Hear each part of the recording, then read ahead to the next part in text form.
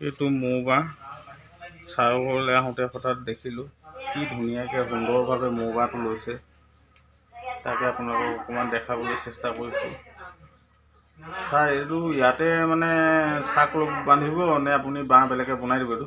এইটো এনেকৈ চাওক আৰু নেক্সট মই নতুনকৈ আকৌ আজি দিবলৈ নাই দিছোঁ। লৈ যাব ন?